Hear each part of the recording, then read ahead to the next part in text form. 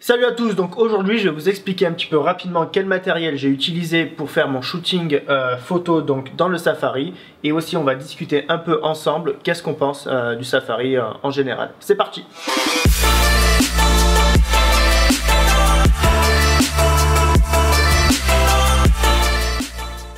Alors si vous me suivez sur Instagram, vous avez pu voir que je suis parti récemment donc faire un safari en Tanzanie. C'est un projet que j'ai partagé donc avec ma copine Marie, et donc on est parti pour le Club Med qui vend donc des safaris, des circuits là-bas. Et donc on est parti là-bas pour créer du contenu, donc moi pour ma part en photo et en vidéo. Et c'est vrai que c'était pour moi un voyage que je rêvais vraiment de faire depuis des années, de pouvoir voir ces animaux de plus près, car c'était des choses que je n'ai jamais vues, que j'ai jamais eu la chance ou l'opportunité de photographier. Et donc voilà, donc il y a eu cette opportunité là et on est parti. Mais par contre pour ça, moi à mon sens j'avais pas tout le matériel nécessaire pour faire vraiment les photos que je voulais faire. Il y avait vraiment des portraits, des choses comme ça qui étaient vraiment très fortes que je voulais vraiment faire. Et malheureusement on n'a pas toujours le matériel, donc je vais vous expliquer un petit peu ce que j'ai pris comme matériel spécialisé pour ce genre de shooting. Donc déjà moi pour ma part mon DSLR, donc après ça vous utilisez n'importe quel appareil photo que vous avez, ça c'est pas un problème. Je vais vous expliquer ensuite les réglages pour le shooting. Et ensuite donc moi j'avais déjà de mon côté un 70-200 qui est vraiment super avec ouverture 2.8 stabilisée. Donc ça c'est un super objectif, pour moi c'est l'objectif que j'amènerai de partout, c'est vraiment mon objectif fétiche. Et j'avais aussi, je l'avais déjà, un multiplicateur x2, donc on rajoute juste ici sur l'objectif, hop, que vous clipsez comme ça. Alors attention, cet adaptateur, ce x2 n'est pas adaptable à tous les objectifs, vous pouvez le vérifier sur internet. Par exemple vous pouvez pas mettre ça sur un grand angle, bon déjà ça sert pas à grand chose, mais bon, parce qu'en fait dedans vous avez genre les miroirs et etc. Enfin, c'est un peu spécifique, mais qui fait que ça peut bloquer sur un grand angle, alors que sur celui-là ça s'adapte totalement. Donc voilà, à vérifier si vous voulez vérifier avec vos objectifs que vous avez. Donc sur un 70-200 c'est top, donc d'un 200 on passe à un 400 si on a un appareil donc en full frame comme moi. Donc ça c'est top, ça me permettait d'avoir un 400 mm. Mais je me suis dit, voilà, je savais bien que 400 mm ça pouvait être cool, mais pour aller chercher un portrait vraiment serré, j'allais je pense manquer un petit peu de distance. Donc par exemple des portraits que si vous avez pu voir sur Instagram, mais comme ce lion que j'ai pu faire ici, voilà, donc là je suis vraiment très près, j'ai pas recroppé ensuite dans l'image, c'est mon image vraiment initiale où je suis vraiment aussi près que ça. Et pour ça, pour faire ce genre de photo là, j'ai dû utiliser un zoom un petit peu plus gros. Donc là pour ma part, j'ai regardé un peu sur internet ce qu'il y avait comme objectif, donc à 600 mm. Donc là on a un 150-600 de chez Tamron. Bon, c'est pas un partenariat, je l'ai clairement acheté, mais voilà, donc moi ça m'a beaucoup plu. Je sais que chez Sigma ils en font un aussi 150-600, la gamme Art qui est vraiment top. Chez Canon il y a un 100-400 qui est assez sympa aussi. Ou alors vous allez taper beaucoup plus haut directement, par exemple chez Canon aussi, où vous avez le 600 mm à ouverture 2.8. Bon. Alors on va essayer, je vais vous expliquer un petit peu la différence. On va essayer de faire brièvement. Donc ça c'est un objectif qui coûte 1300 € à peu près. Et j'ai trouvé que le rapport qualité-prix en fait de cet objectif était vraiment génial. La gamme Sigma est à peu près dans les mêmes prix aussi. C'est deux objectifs qui se valent, vraiment. Moi j'ai vu que celui-là, il paraît qu'au piqué, il y avait quelque chose de mieux. Bon, à vérifier. Ce qui est sûr, c'est que je suis allé sur des photos où une des premières que j'avais fait, par exemple, que j'ai publiée, c'est celle-ci. Donc de la trompe de l'éléphant avec les défenses. Et quand je zoome dans le fichier initial, la qualité elle est parfaite, mais vraiment il n'y a aucun flou avec cet objectif là à 600 mm. Vraiment j'ai été bluffé par la qualité et le rapport qualité-prix était vraiment génial. Après c'est un objectif qui ouvre entre 5.6 et voilà, 5 et 6.3 exactement au maximum, donc 5 à 150 et 6.3 à 600. Vous allez me dire ouais bon c'est vrai que le Canon lui par exemple il a 600 mm, il ouvre à 2.8, ce qui est très bien. Bon, moi, pour ma part, je vais vous dire vraiment, le Safari, je l'ai fait 2 jours. Donc 2 jours, j'avais pas besoin spécialement de lumière en plus. Donc si vous savez, sur un objectif, l'ouverture, à 2.8, ça vous permet donc d'avoir plus de luminosité qui rentre que à 6.3. Bon, la journée, s'il fait un grand soleil, etc., c'est pas là que vous allez avoir besoin du 2.8. Surtout qu'après, je vais vous expliquer les settings que j'ai utilisés pour faire ces photos-là, et vous allez voir que vous ne shootez pas à 2.8. Donc, c'est pour ça que je me dis que c'était un bon compromis, parce que celui-là, il fait 1300 € et que le Canon à 600 mm 2.8, il fait 13 000 €. Voilà, et il est comme ça. Donc, il fait 500 kg l'objectif, et il est gros, il est peut-être mieux, plus résistant. Alors attention, l'autofocus va mieux marcher sur l'autre, ça c'est clair et net, attention. S'il y a une différence de prix, c'est pas pour rien. Déjà, vous avez forcément l'ouverture de 8 qui peut être intéressant dans certains cas. Moi, pour le Safari, j'ai pas trouvé que ça pouvait être ultra intéressant pour moi. Déjà parce que j'avais pas envie d'investir 13 000 € dans un objectif que j'allais me servir 2 fois dans l'année.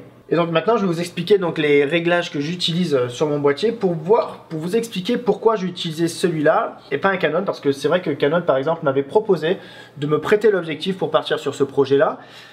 Après je me suis dit bon, c'est ultra encombrant aussi parce que là c'est un objectif que je peux pas mettre dans mon sac à dos, ça rentre dans le sac à dos, que vous voyez qu'après il est bloqué à 600 mm, hop. Ça zoom, c'est pas mal quoi, c'est comme une belle bête. Vous avez le pare-soleil ensuite. Mais bon, le Canon dans le sac à dos il rentrait pas, donc il aurait fallu que je le mette dans la valise ou une pellicase en plus, c'est-à-dire un sac potentiellement en plus. Enfin, les assurances d'un objectif aussi lourd, enfin plein de choses qui rentraient en jeu où je me suis dit bah j'en ai pas forcément besoin. Donc ça c'était sympa de leur part de pouvoir me prêter potentiellement cet objectif, mais bon je suis parti sur ça en sachant que ça je vais pouvoir le réutiliser aussi pour mes projets à moi. Donc ouais, juste une petite différence entre celui-ci et donc un gros objectif à 600 mm à 13 000 €, ça va être l'autofocus. Donc là l'autofocus à 600 mm il était vraiment bien, il était vraiment sympa avec mon boîtier, il n'y avait pas trop de problèmes. Par contre, alors on peut mettre le x2, je l'ai fait dessus, donc si vous avez votre x2 sur votre 600, le calcul n'est pas compliqué, on arrive à 1200 mm. 1200 mm, c'est pas dégueu d'un coup, hein. On arrive à un super zoom. Et c'est là que l'objectif a ses limites un petit peu avec ce genre de truc, c'est que le niveau autofocus, waouh, il était à la ramasse, j'arrivais même pas à 600 mm avec ça, je le faisais manuellement. C'était vraiment assez compliqué. Donc voilà, donc c'était, et puis il y avait une perte de qualité, il y avait clairement une perte de qualité. Comme je vous ai dit, à 600 mm avec ça c'était vraiment top, j'avais full qualité. Et ça va être là la différence entre ça et le 600 Canon, c'est-à-dire qu'avec le doubleur et le 600 Canon, vous avez zéro perte de qualité. Voilà, c'est la perfection. À vous de choisir. Moi, clairement, j'ai pas fait beaucoup de photos à 1200. J'en ai fait vraiment quelques-unes quand l'animal, il y avait vraiment un super animal que je voulais vraiment avoir qui était vraiment loin. Mais sinon, à 600 déjà, c'était beau. Donc maintenant, parlons un peu des réglages que j'ai utilisés pour shooter toutes ces photos-là. Donc avec mon boîtier, ce que j'ai fait, c'est que j'ai shooté minimum en vitesse à 1000, 1 millième pour éviter le flou au maximum. Vous pouvez shooter beaucoup plus, des fois j'étais à 1 2 millième, 1 4 millième, ça dépendait vraiment. Donc voilà, je recommande au moins 1 millième pour shooter des animaux, parce que sur le coup, vous pensez que c'est vraiment net sur votre appareil à shooter un 250, un 500. Mais vous allez voir qu'à 1 millième, vous assurez vraiment le coup. Donc ça c'est important. Ensuite l'ouverture, donc moi j'étais à minimum f8 pour aussi avoir le plus de netteté possible sur l'animal. Alors attention, on pense que parce qu'on ouvre beaucoup, on va plus avoir cet effet de flou et de net avec la profondeur de champ. Pas du tout. Je peux vous montrer des photos, par exemple c'est la trompe, elle est shootée à f8, ce qui me permet d'avoir la trompe nette et aussi la première défense nette. On voit déjà que la deuxième elle est plus nette. Donc même à f8 on a déjà une profondeur de champ où on a déjà perdu de la netteté en fait sur ce qu'on photographie. Ensuite ce qui permet donc avoir un portrait d'animal totalement net. Donc là je suis net sur le bout du nez comme je suis net sur les yeux. Alors si vous shootez à 2.8 par exemple avec l'appareil le zoom Canon c'est super, mais si vous shootez à 2.8 vous allez avoir que le nez de net et les yeux qui seront flous. Donc voilà pourquoi j'ai pas eu ce besoin de prendre cet objectif qui ouvre à 2.8 parce que je savais que j'allais shooter à au moins f8 et je sais que cet objectif il shoot au minimum à 600 mm à f6, donc c'est parfait, ça me suffisait. Je dis pas que ça peut pas servir pour un autre projet, mais pour ici j'en avais vraiment pas besoin. On peut essayer de voir une autre photo, pareil, ben, ici, même principe avec ce léopard. En fait, bah, je l'ai shooté pareil à f8 et on a bien cette profondeur de champ avec le fond qui est vraiment totalement flou. Mais toute la partie, il y a bien 1 mètre sur lui qui est totalement net et ce qui me permet bah, voilà, d'avoir une netteté parfaite. Donc ça c'était un autre réglage. Ensuite ISO, bah, là les ISO vous allez régler par rapport à on va dire à la condition dans laquelle vous êtes.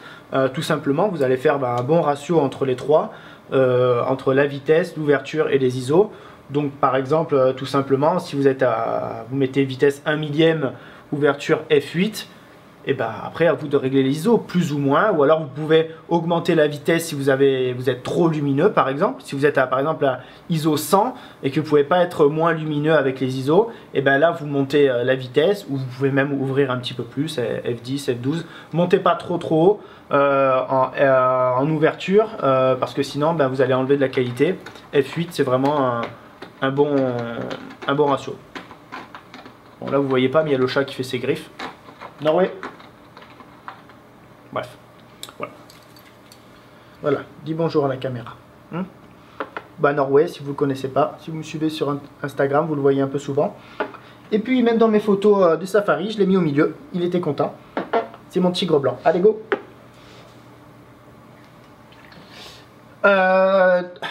Donc voilà, donc le chat m'a laissé des poils de partout. On a fini pour ça, donc je pense que je vous ai expliqué les réglages que j'utilisais, le matériel que j'avais aussi. Donc ça voilà, c'est le meilleur compromis qui puisse exister. J'ai fait aussi pas mal de vidéos dans le projet Club Med Safari. J'avais donc j'ai filmé avec ce boîtier en 4K et donc en fait ce que je vous recommande, ça dépend. Si vous faites que de la photo, je vais vous recommander un monopode. Donc là, bon, là j'ai pas ma tête, mais en gros, monopode, donc trépied avec 3 pieds, tout simplement, et monopode, ben, il n'y en a qu'un. Ça, c'est assez pratique. Alors celui-là, je sais qu'il est chez Monde Photo, il est vraiment bien aussi. Donc vous pouvez ouvrir les pieds en bas et donc le poser par terre, et ensuite, ben, il est vraiment stable. Il peut même rester vraiment debout comme ça. Et vous allez pouvoir guider votre monopode à l'aide de ça. Donc pour faire des photos, c'est vraiment très pratique. Je pense que c'est vraiment le plus pratique en safari. Ça vous permet d'avoir une stabilité parce que d'un coup vous avez un objectif qui est vraiment super lourd. Donc là vous pouvez voir aussi sur l'objectif, et j'ai mis ma bague de mon plateau, le plateau rapide de ma rotule, qui est sur l'objectif. Pourquoi? Parce que quand vous avez l'objectif accroché à votre boîtier, si c'est votre boîtier qui est sur le monopode ou le trépied, vous allez avoir le poids de l'objectif qui va forcer sur l'entrée de l'objectif. Bon. Alors sur ce boîtier là normalement il est fait pour, hein, même si j'ai déjà eu un problème avec et que Canon m'a dit que c'était ma faute.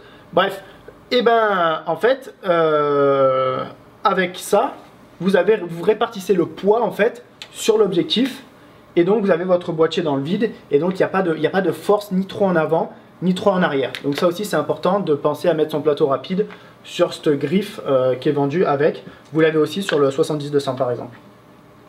Voilà, alors moi le monopode je l'avais pris, mais je ne l'ai pas trop utilisé parce que je faisais aussi beaucoup de vidéos. Et pour être le plus stable possible, en fait, il me fallait vraiment un trépied pour pouvoir aussi utiliser ma rotule pour pouvoir pivoter. Mais bon, en photo, je vous conseille ça, où j'ai vu aussi pas mal de gars qui avaient du très bon matos, avec les gros 600 Canon et tout sur place dans le safari.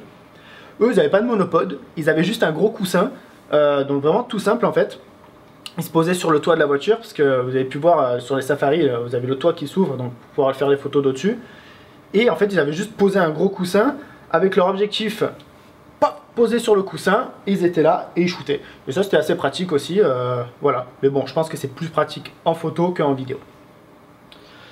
Donc voilà, on a débattu sur ça. Maintenant, je voudrais juste parler avec vous du safari en général.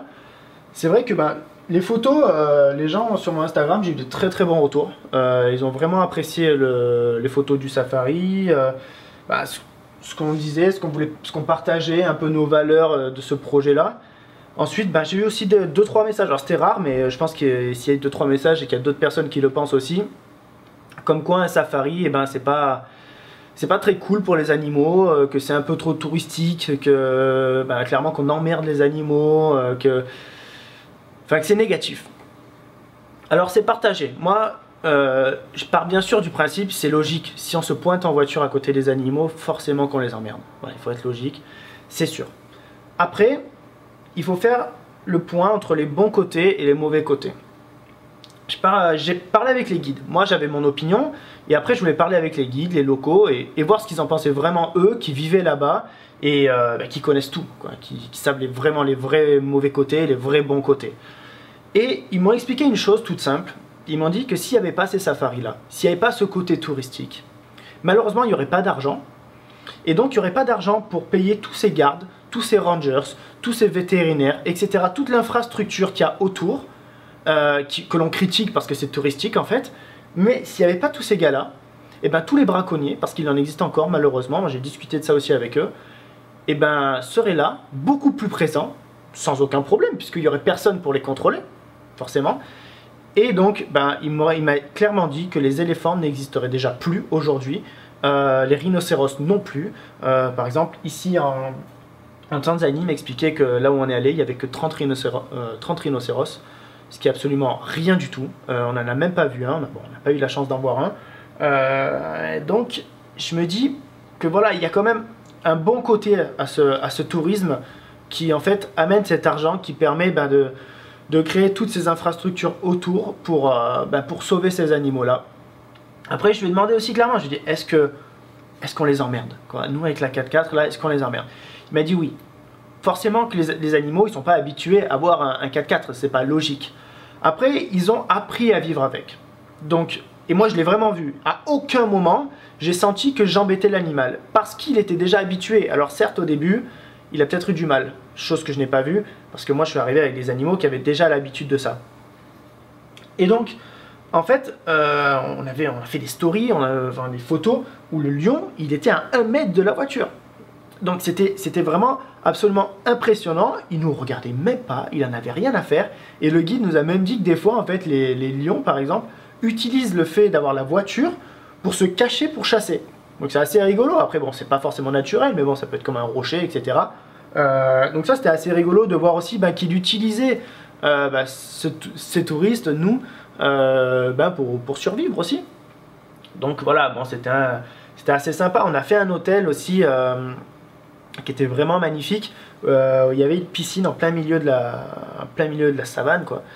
Et donc les gens ont apprécié cet hôtel, enfin la photo que j'ai partagée. Et puis il y a quelqu'un qui m'a dit oui mais c'est quoi masse d'eau de la piscine alors que les animaux crèvent de soif. Bon, les animaux ne crèvent pas de soif hein, déjà. Et ensuite j'ai dit bien sûr que s'il y avait 1000 hôtels comme ça serait pas bon. Il y en a quelques-uns. Donc ça, c'est encore assez régulé, ce qui est très bien. Et on a pu voir que les animaux venaient autour de l'hôtel naturellement, boire, etc. Ils passaient en plein milieu de l'hôtel, mais vraiment, les gnous, ils sont passés devant nous. J'ai une photo de Marie qui est en face de la girafe. On lui fait pas de mal. On est là. Voilà, chacun s'observe, etc. On vit en symbiose. Alors, bien sûr que ça a l'air négatif comme ça, parce qu'on a amené l'homme au milieu des animaux. Je suis d'accord, il faut juste que ça soit régulé. Et c'est vrai que le guide m'a dit que sur les voitures, nous on est allé à une période où il n'y avait pas trop de monde dans le safari, mais que l'été, malheureusement, c'est pas encore assez régulé. Il y a beaucoup trop de voitures. Et ça, c'est vraiment au gouvernement de faire un effort et malheureusement aussi de réguler ça. Par exemple, en Islande, on le voit, maintenant ils ont régulé le tourisme parce qu'il y avait trop de touristes qui venaient et que ça allait détruire le paysage. C'est aussi une chose à faire là-bas en Tanzanie et peut-être dans les autres pays, la Namibie, Kenya, tout ça, où il faut réguler quand même le nombre de gens qui viennent faire des safaris. Après, on va parler du Club Med, est-ce que c'est éco-responsable, etc. Oui, ils ont une fondation, la fondation Club Med, je vais vous mettre le lien dans la description si vous voulez en savoir plus. Moi, c'est des choses que je discutais avec eux, j'étais en rendez-vous avec eux à Paris, et je leur ai dit, voilà, moi, j'ai des gens qui me parlent de ça, moi, j'aime la nature le plus profondément de moi, j'essaie de la préserver comme je peux. Alors après, bon, on prend l'avion, etc. On fera une autre vidéo aussi où je vous parlerai de tout ça. Mais bon, il y a des choses qu'on ne peut malheureusement pas éviter aujourd'hui, ou plus ou moins. Mais bon, voilà, je suis quand même proche de la nature et si je peux la préserver, je la ferai le mieux possible. Voilà, donc vous pouvez regarder ce lien-là, apprendre sur le côté éco-responsable. Moi, je sais que par exemple, ils n'utilisent plus de couverts plastiques, des choses comme ça, alors que des sociétés en France le font encore. Vous voyez, enfin, bon, c'est des petits trucs qui sont assez proches, très très proches des animaux, etc. Donc, ça me fait plaisir quand même de travailler avec des sociétés comme ça, qui prennent soin d'évoluer, parce qu'on le sait tous, on pollue tous. Le juste simple fait d'exister, de respirer, on pollue. Si on a une société, ben voilà, mon appareil photo, ben pour l'avoir créé, mon appareil photo, ben il a pollué forcément. Bon, donc après, il faut pas trop être dans l'extrême. Je pars juste du principe que déjà au moins travailler avec des sociétés qui sont plus ou moins éco-responsables et qui essayent de faire des choses, de faire avancer les choses, c'est déjà bien. Après, à voir comment on peut les faire avancer encore plus. Mais voilà, je voulais vraiment parler avec vous aussi de côté des safaris. Moi, je vous conseille vraiment de faire ce genre d'expérience. C'est unique, vous le verrez par vous-même, c'est beau, les gens respectent la nature. Moi, il y avait une femme, par exemple, elle comprenait pas, mais à un moment, on était à un pique-nique, et tous les guides nous disaient, non, ne donnez pas à manger aux oiseaux. Vous avez des oiseaux magnifiques qui venaient à côté de vous, vous avez envie de lui donner un petit truc pour la pâter, pour qu'ils viennent à côté de vous, enfin, ça paraît logique. Mais malheureusement, ces oiseaux doivent apprendre à chasser par eux-mêmes et non pas à les nourrir, pas comme dans un zoo. Et je voyais cette américaine là qui comprenait rien, qui donnait à manger, et le guide il était là, il disait rien, et puis c'est moi qui suis allé lui dire, j'ai dit oh mais casse-toi quoi, j'ai dit oh, tu comprends rien ou quoi, genre arrête de leur donner à manger. Et en fait je pense qu'il faut leur parler comme ça un peu aux gens des fois pour qu'ils comprennent, et voilà, mais c'est la seule un peu gogole que j'ai pu voir au milieu, mais bon elle a pas tué les animaux non plus, je veux dire elle a donné 2-3 miettes à un oiseau. Mais voilà, je pense que il faut préserver tout ça, il y a plein de choses à faire autour. Voilà, donc j'espère que on peut réfléchir un peu à tout ce concept de safari tous ensemble. C'est pas négatif. Il y a forcément du positif et du négatif de partout. Ça peut pas être tout rose, c'est normal. Mais voilà, si ces safaris n'existaient pas, il y aurait beaucoup d'animaux qui n'existeraient plus aujourd'hui. Il n'y aurait pas d'argent pour les préserver. Et moi, il m'a dit, j'ai des braconniers, j'en ai pas vu. Et il m'a même dit, si vous voyez un braconnier, vous êtes autorisé à le tuer. Et c'est énorme. Il m'a dit, je dis, moi je vais en voir un, je veux le tuer direct. Je lui ai dit vraiment, il m'a dit, c'est autorisé de tuer le braconnier. Ce qui est magique, j'adore. Mais voilà, donc il n'y a pas beaucoup de braconnage en Tanzanie, c'est vraiment préservé, et tout ça grâce au safari. Même si forcément, ben, on emmerde un peu les animaux avec les voitures. Ils ont appris à vivre avec. Voilà, les gens les nourrissent pas, on les approche pas, on n'a pas le droit de descendre de la voiture. Voilà, c'est quand même très sécurisé. Donc bon, il y a un juste milieu. Je pense que le juste milieu a été trouvé maintenant à réguler le nombre de personnes qui vont faire les safaris. C'est juste ça. Voilà, c'est mon opinion. J'espère que vous pensez que c'est aussi positif. Et voilà, je vous recommande. Donc si vous voulez faire un safari, faites-le. Et n'hésitez pas, si vous avez des questions, posez-moi plutôt sur Instagram. Je suis beaucoup plus réactif que sur YouTube, etc. Vous avez pas mal de boulot mais bon voilà, donc n'hésitez pas à vous abonner à la chaîne, je ferai plus de tutos encore, et je vous dis à la prochaine. Allez, merci, ciao.